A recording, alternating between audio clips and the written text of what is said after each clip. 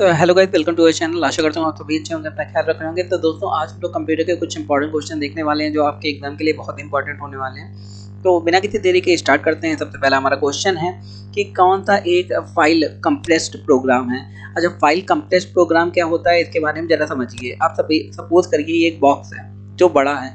अब इस बॉक्स को मैं छोटा कर देता हूँ, लेकिन जितना सामान इस बॉक्स में आ रहा है अभी भी उतना सामान छोटा करने के बाद भी इस बॉक्स में आ जा रहा है। तो इसे कहते हैं कि फाइल को कंप्रेस कर देना।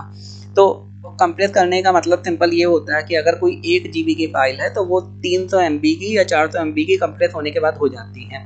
तो जब वो आप डाउनलोड करते हैं तो वो कंप्रेस फाइल होती है। जब उसे खोल देते हैं डाउनलोड करने के बाद तो वो बढ़ जाती है फाइल। आपने देखा होगा जो फाइलें खुद ही वो कंप्रेस फाइल करते हैं। तो उसे उसके लिए कौन सा सॉफ्टवेयर यूज़ करते हैं, कौन सा प्रोग्राम यूज़ करते हैं या कौन सी ऐप यूज़ करते हैं। आप सर्च कर सकते हैं प्ले स्टोर में विनजिप करके एक एप्लीकेशन होगी। इसमें अगर आप कोई फाइल डालेंगे तो वो उसका साइज छोटा हो जाएगा, फिर आप उसे फाइल को सेंड कर सकते हैं। तो इसे फाइल कंप्रेस्ड प्रोग्राम कहते हैं। तो विनजिप हमारा करेक्ट आंसर था। आगे देखते हैं ग्राफिक इमेज को कंप्यूटर में किसकी सहायता से इम्पोर्ट करते हैं। ग्राफिक इमेज सिंपल है, कोई भी इमेज की बात करी जा रही है यहाँ पे। अगर कोई इमेज है या फिर आपने देखा होगा आप जब आप प्रिंट आउट करवाने जाते हैं तो आप क्या कहते हैं कि इसका प्रिंट आउट निकलवा दो। तो इसे पहले हम लोग प्रिंटर में डालते हैं। दुकान वाला प्रिंटर के ऊपर जहाँ पे वो रखता है उसे हम लोग कहते हैं स्कैनर। तो वो उस पेपर को स्कैनर में रखता है, देन वो पेपर स्कैनर में स्कैन होके प्रिंट आउट निकलता है। तो उसको क्या कहते हैं, स्कैनर। अब इस पेपर को अगर आपको कंप्यूटर के अंदर डालना है एडिट करवाने के लिए, तब भी आपको उसे स्कैन करना पड़ेगा। आगे देखते हैं क्वेश्चन। एप्लीकेशन विंडो में टाइटल बार के ठीक नीचे कौन सा बार होता है। तो एप्लीकेशन जो विंडो होती है, जो भी हम लोग एप्लीकेशन विंडो की बात करी जा रही है, तो इसमें एक टाइटल बार होता है। उसके ठीक नीचे कौन सा बार होता है, तो टाइटल बार होता है उस एप्लीकेशन जो भी विंडो है उसका नाम है। अगर आप वर्ड में कोई फाइल बनाते हैं तो उसमें फाइल का नाम कुछ देते हैं, तो वो नाम आपको टाइटल बार में मिल जाएगा। उसके ठीक नीचे यहाँ पे आप देखते हैं मेन्यू दिया होता है जिसमें फाइल, एडिट और ये सब ऑप्शन होता है, तो उसी को हम लोग कहते हैं मेन्यू बार। तो एप्लीकेशन विंडो में टाइटल बार के नीचे कौन सा बार होता है, मेन्यू बार। तो ये क्वेश्चन बार बार पूछा जाता है, तो आपको पता होना चाहिए। आगे देखते हैं, ऑपरेटिंग सिस्टम को कंप्यूटर की मेमोरी में लोड करने की प्रक्रिया को क्या कहते हैं। जब आप कंप्यूटर को ओपन करते हैं तो सबसे पहले उसका ऑपरेटिंग सिस्टम लोड होता है, उसके बाद ही कंप्यूटर चालू होता है। तो उस लोड करने की प्रक्रिया को क्या कहते हैं, ये पूछा गया है। आपको पता होना चाहिए कि लोड करने की प्रक्रिया को क्या कहते हैं, बूटिंग कहते हैं या फिर लोड कहते हैं या फिर डीओएस प्रॉम्प्ट कहते हैं या फिर सिंबल कहते हैं।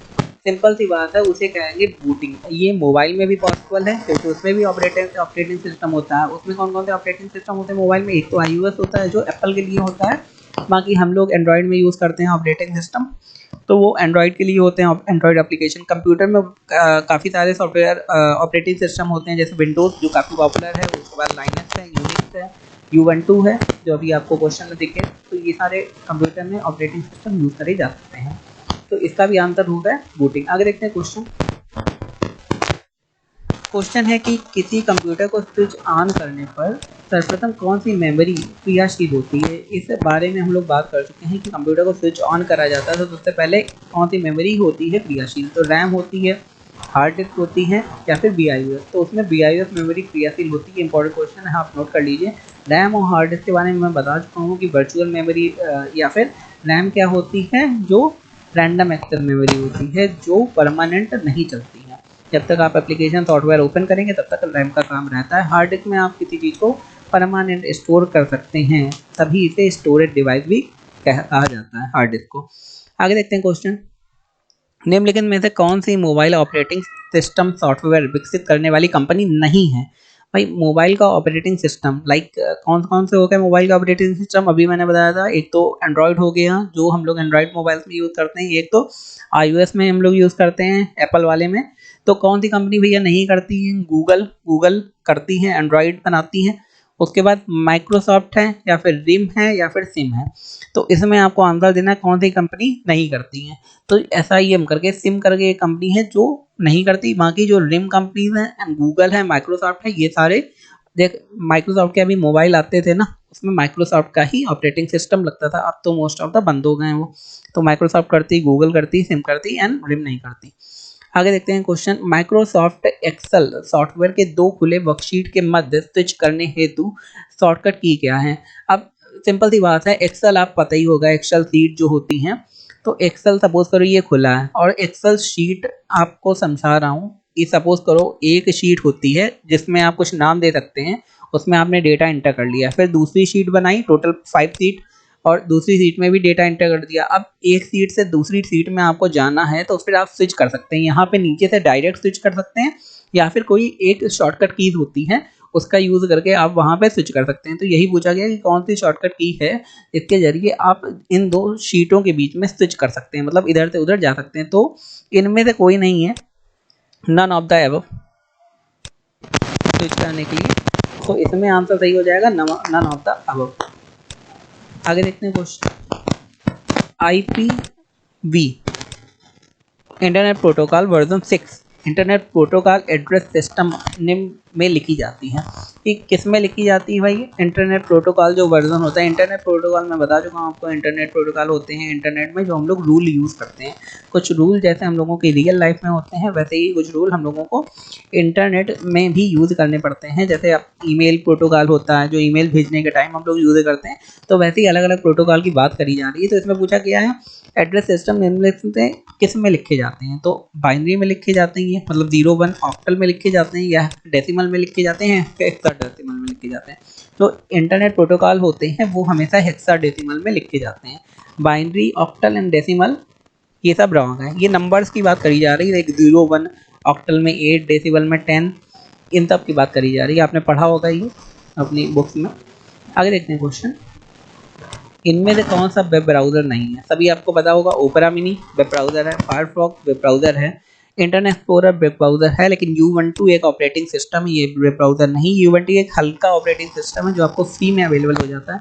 विंडोज़ के लिए तो पैसा आपको देना पड़ता है, वैसे आपको मिल जाएंगे क्रैक वर्जन, लेकिन उसके लिए पैसा देना पड़ता है। लेकिन U12 हो गया, लाइनक्स हो गया, ये सारे फ्री ऑपरेटिंग सिस्टम जिन्हें हम लोग ओपन सोर्स ऑपरेटिंग सिस्टम भी कहते हैं। ये क्वेश्चन आया था ओपन सोर्स ऑपरेटिंग सिस्टम के बारे में। तो U12 एक फ्री वेब ब्राउज़र है।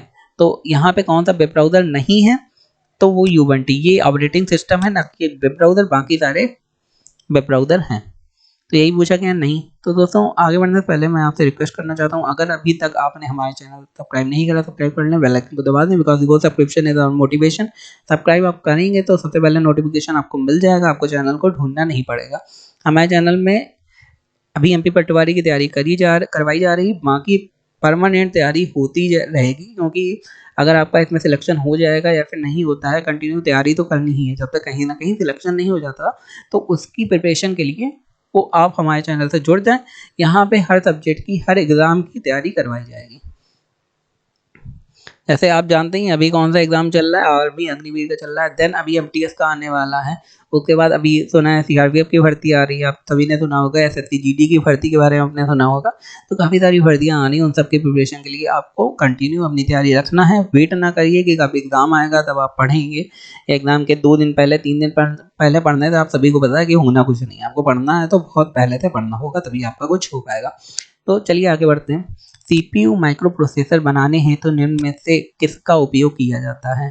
तो CPU का micro processor, CPU central processing unit होता है, इसमें काफ़ी सारे चीज़ें होती हैं, ALU, CU, तो इसमें माइक्रो प्रोसेसर भी लगे होते हैं। उसे बनाने के लिए कौन सी चीज़ का यूज करा जाता है? तो सिलिका का यूज़ करा जाता है, इसका, या फिर कॉपर का, या सिलिकॉन का, या फिर सिल्वर का यूज़ करा जाता है।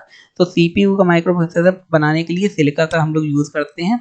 तो ये आपको पता होगा, जैसे ताइवान और चाइना, ये इन सब कंट्री, सिंगापुर में CPU के माइक्रो प्रोसेसर काफ़ी बनते हैं, जो काफ़ी कंट्रीज में एक्सपोर्ट होते हैं क्योंकि इनकी काफ़ी मांग होती है। आगे देखते हैं। निम्न में से किस भंडारण माध्यम में अधिकतम डेटा भंडारण की क्षमता है? ये इसके बारे में हम लोग बार बार बात कर चुके हैं कि DVD में अभी क्षमता बहुत ज़्यादा है, लेकिन अगर आपको ऐसे आंसर दिए जाएं जिसमें DVD हो ना, तो आप क्या करेंगे? तो HVD में है, या फिर ब्लू रे में है, या फिर DVD में है, या फिर CD में है। तो CD DVD अब तो आउटडेटेड हो गई, अब हम लोग यूज़ नहीं करते हैं जब से मोबाइल आ गए। ब्लू रे भी अब उतना यूज़ नहीं होता। जैसे आपने मूवीज जब आप यूट्यूब में चलाते हैं तो आप देखते होंगे वहाँ पे ब्लू रे लिख के आता है, या पहले मूवी जब चालू होती वहाँ पे भी ब्लू रे लिख के आता था। HBD लेकिन इसमें भंडारण क्षमता ज़्यादा होती है, ये भी आजकल यूज़ होती है। आगे देखते हैं। VGA का पूरा नाम आप क्या होता है? VGA जैसे ही आ जाए आप समझ जाइए वीडियो से संबंधित कुछ है। तो इसका फुल फॉर्म क्या होता है? वीडियो ग्राफिक एरे, या फिर वीडियो ग्राफिक एप्लीकेशन या वीडियो विजुअल ग्राफिक एरे। तो यहाँ कंफ्यूज करने के लिए बाकी भी दिए गए, लेकिन आपको कंफ्यूज नहीं होना। जैसे ही वी आए उससे समझिए वीडियो है, देन जी से ग्राफिक है और ए से एरे है। एरे कुछ नहीं होता है, एरे समझिए एक लाइन है, तो इसे एरे कहते हैं। एक लाइन से चलते चले जाना, बढ़ते चले जाना, तो इसे एरे कहते हैं। आगे देखते हैं, क्वेश्चन दिया है TIFF का पूर्ण फुल फॉर्म क्या होगा। तो ये भी इंपॉर्टेंट क्वेश्चन है। TIFF का फुल फॉर्म क्या होगा? Tagged image file format. यहाँ पे टैग्ड इमेज फैक्स फॉर्मेट या फाइल फॉर्म भी दिया है या फैक्स फॉर्मेट दिया है, लेकिन आपको बोलना नहीं है। T से टैग्ड, I से इमेज, F से फाइल एंड F से फॉर्मेट। और फिर F से फॉर्मेट ही होता है, कहीं फैक्ट्स तो होता नहीं है, आप सभी को पता होगा। तो इससे भी आप बेसिक लॉजिक लगा के आप क्वेश्चन को हल कर सकते हैं। आगे देखते हैं, इनमें से कौन है कोई एक कंप्यूटर की प्रमुख क्रिया नहीं है। कंप्यूटर की क्या क्रिया नहीं है, ये पूछा गया है। भाई कंप्यूटर डेटा इनपुट करता है, बिल्कुल करता है। डेटा प्रोसेसिंग करता है, बिल्कुल करता है। डेटा स्टोरेज करता है, बिल्कुल करता है। डेटा एनालाइज करता है, ये नहीं होता है कंप्यूटर के द्वारा। डेटा को एनालाइज लोग करते हैं, जिन्हें कहते हैं डेटा एनालिस्ट। जैसे IT में अलग अलग जॉब प्रोफाइल होती हैं, कोई सॉफ्टवेयर QA होता है, कोई डेवऑप्स होता है, कोई सॉफ्टवेयर इंजीनियर होता है। वैसे अभी जो नई नई प्रोफाइल आई है, जो काफ़ी मार्केट में चर्चा में है, वो है डेटा एनालिस्ट की। तो सपोज करो कोई कंपनी का डेटा है, जो कंपनी आपको एक्सेल के फॉर्मेट में देगी, उसे डेटा एनालिस्ट क्या करता है, उसे कंप्यूटर में एक ऐसे फॉर्मेट में चार्ट, पाई चार्ट, इन सब के फॉर्मेट में यहाँ देता है, जिससे लोगों को समझ में आ सके। जो भी कंपनी वाले लोग हैं उन्हें समझ में आ पाए कि कितना प्रॉफिट हो रहा है, कितना लॉस हो रहा है, कौन से प्रोडक्ट में कितना हो रहा है। तो उसी को कहते हैं डेटा को एनालाइज करना। तो ये कंप्यूटर नहीं कर पाता। आगे देखते हैं हमारा क्वेश्चन, सर्वोत्तम ग्राफिक बनाई जा सकती है। प्रिंटर के बारे में काफ़ी सारे क्वेश्चन आ रहे हैं, आप सभी को पता होगा। तो किस में, डॉट मैट्रिक्स में, लेज़र प्रिंटर में, प्लॉटर में या इंकजेट प्रिंटर में सबसे अच्छी ग्राफिक किस में बनाई जा सकती है? तो वो प्लॉटर में ही बनाई जा सकती है। आपको पता ही होगा, प्लॉटर एक रोल टाइप का होता है। डॉट मैट्रिक्स में तो सही से आप अक्षर भी नहीं लिख पाते, देर लगती है। लेज़र प्रिंटर प्रिंटिंग करने के लिए बहुत अच्छा आजकल यूज़ भी होता है। इंकजेट में भी टाइम लगता है, लेकिन प्लॉटर में प्रिंटिंग के लिए सर्वोत्तम ग्राफिक मतलब इमेज बनाने के लिए सबसे अच्छा प्लॉटर है, आपने पढ़ा भी होगा। आगे देखते हैं, इनमें से एक ऑपरेटिंग सिस्टम नहीं भी है, कौन सा नहीं है? विंडोज़ है, बिल्कुल है। विंडोज़ विस्टा है, यूनिक्स, लाइनक्स सब ऑपरेटिंग सिस्टम। लेकिन क्रोम आपको पता है ऑपरेटिंग सिस्टम ना होके एक वेब ब्राउज़र है। क्रोम आप चलाते भी हैं, आपने कभी ये नहीं सुना होगा कि क्रोम एक ऑपरेटिंग सिस्टम है, तो यही नहीं है। आगे देखते हैं क्वेश्चन, गूगल एक है। भाई गूगल क्या है? एक वेब ब्राउज़र है? नहीं, बिल्कुल नहीं है। एक सर्च इंजन है, बिल्कुल सही है। गूगल एक सर्च इंजन है, ना कि वेब सर्वर है या फिर वेब ब्राउज़र भी नहीं है। गूगल एक सर्च इंजन है, ये आपको पता होना चाहिए। आगे देखते हैं, सी एवं बाह्य मेमोरी के मध्य यूपी कहते हैं डैश प्रदान को एकल आदान है। तो यहाँ पे आयो की साइकिल की बात करी जा रही है। इसमें सिंपल से आप समझिए कह क्या रहे हैं। आयो माने इनपुट आउटपुट साइकिल। कोई चीज़ आप इनपुट करते हैं, जैसे सपोज करो, जैसे मैंने बात करी थी, कोई आप पेपर ले गए दुकान वाले के पास, उससे कह दिया कि भाई इसका प्रिंट आउट निकलवाना है, लेकिन इसमें थोड़े चेंजेस करने हैं। तो वो क्या करेगा, पहले इनपुट करेगा स्कैन के थ्रू, तो वो कंप्यूटर में जाएगा पेपर, उसके बाद उसमें चेंजेस आप करवाएंगे और देन इस प्रिंटर के थ्रू आउटपुट हो जाएगा। तो ये हो गई एक इनपुट और आउटपुट साइकिल, समझ गए? या फिर आपने इनपुट में करा कंप्यूटर में 2+5 और आउटपुट आपको मिल गया 7, तो इसे भी इनपुट आउटपुट साइकिल कहते हैं। इसी की बात यहाँ पे करी गई है। आगे देखते हैं, निम्नलिखित में से कौन सा गूगल का सॉफ्टवेयर नहीं है? तो गूगल खुद के अपने काफ़ी सारे एप्लीकेशन सॉफ्टवेयर बनाता है। जैसे आप गूगल लिखेंगे प्ले स्टोर में, तो काफ़ी सारे गूगल के ही सॉफ्टवेयर मिल जाएंगे। जैसे क्रोम भी एक गूगल का वेब ब्राउज़र है। तो इसमें से कौन सा नहीं है? जीमेल गूगल का, आप सभी को पता होगा। गूगल एर्थ गूगल का है। स्केचअप ये गूगल का नहीं है, गूगल ने स्केचअप को नहीं बनाया, जो पर्टिकुलर स्केच करने के लिए सॉफ्टवेयर होता है।